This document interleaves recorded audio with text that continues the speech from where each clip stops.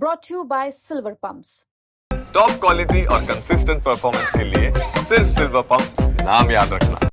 सज्जन कुमार के खिलाफ जो मर्डर ट्रायल था, 2 सिखों का कत्ल, जसवंत सिंह और उसका बेटा तरनदीप सिंह, राजनगर एरिया सरस्वती बिहार पुलिस थाने में, और उस केस में आज सज्जन कुमार को सजा हुई है, उसको दोषी करार दिया गया है और कोर्ट ने गवाहियों के बाद, पूरी बहस सुनने के बाद आज सज्जन कुमार को कन्विक्ट किया है, दोषी ठहराया है। पहले ऑलरेडी सज्जन कुमार एक दिल्ली कैंट के केस में, जो दिल्ली हाई कोर्ट ने उसको उम्र कैद की सजा दी है, सारी उम्र टिल डेथ, उसमें वो जेल में है। पिछले 6 साल से वो जेल में है। आज जेल में से उसको प्रोड्यूस किया गया और आज ये कोर्ट ने उसको कन्विक्शन किया है और उस जो सजा सुनानी है, वो सजा सुनाने के लिए 18 तारीख, ये मंगलवार, यही मंगलवार को 18 फरवरी को रखा हुआ है।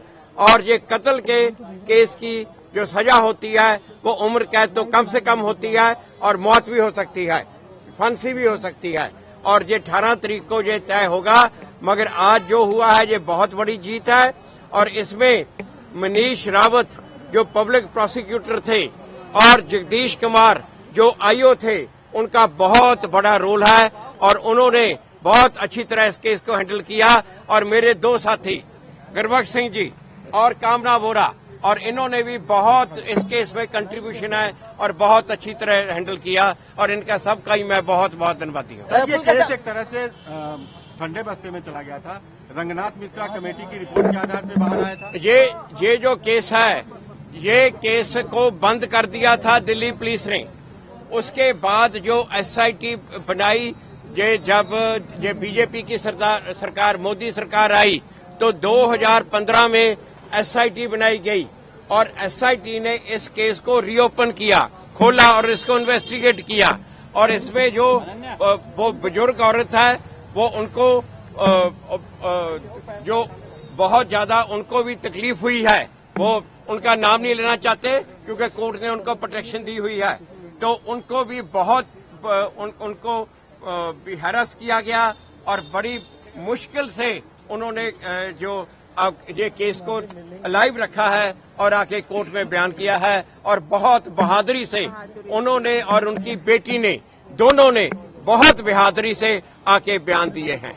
सर, 18 तारीख को क्या बहस होगी या फिर 18 तारीख को सजा सुनाई जाएगी और जो बहस होगी उस दिन सजा सुनाने पे, सजा जो हम मांगेंगे और जो प्रोसिक्यूशन को भी हम कहेंगे पीपी साहब को कि मौत की सजा मांगी जाए। मगर ये कोर्ट के ऊपर डिपेंड करता है, या मौत या उम्र कैद। मगर जैसे पहले भी इसको सजा है, जो उम्र कैद थ्रू आउट लाइफ वो वाला, और आज जो कोर्ट में पेश हुआ, आपने सामने हालत देखी होगी उसकी, और ये भी कोई जो हालत है वो भी कोई फांसी से सजा कम नहीं है। Sir, but don't you believe that this justice has come after decades and it is a very delayed? इतनी देर के बाद इंसाफ की कोई मतलब नहीं रह जाता, कोई महत्वता नहीं रह जाती।